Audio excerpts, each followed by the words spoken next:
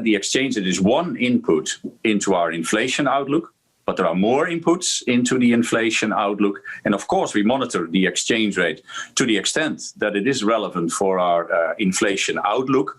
But again, that should also be seen jointly with all the other factors that are impacting on the inflation outlook. And we shouldn't overestimate the importance of the exchange rate. After all, the euro area is a large closed economy that has 10-15% openness, that is relatively mild. And the other 85% of the economy, of course, is more important by the sheer look at the numbers, and also the inflationary pressures coming from the domestic part of the economy will have to be taken into account. But that being said, would you say that there are that there are some instruments within your toolbox that are more impactful at affecting the currency than others? That's absolutely true, and we have to look into that. In the past, for instance, our sort of negative interest rates were clearly a powerful instrument to keep the exchange rate in check.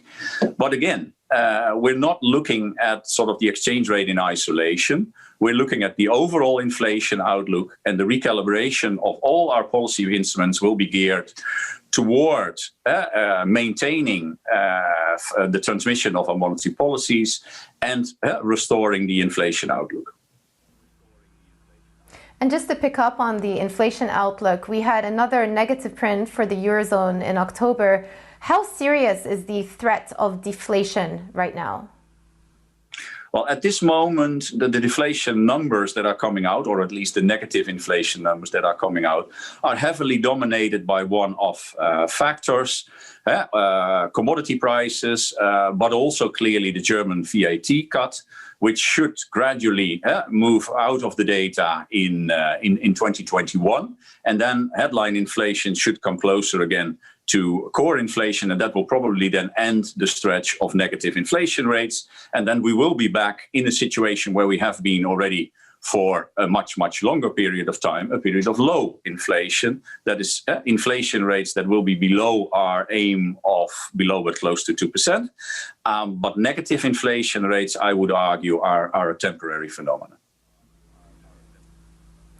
And finally, I just want to ask you about some comments that were put forward by the IMF chief economist, Gita Gopinath. About a couple of weeks ago, she wrote an op-ed saying that we are basically looking at central banks facing a liquidity trap, and that central banks' monetary policy are getting close to where they're pushing on a string. There's really not much more that central banks can do at this point if we don't get a massive fiscal stimulus to go alongside it.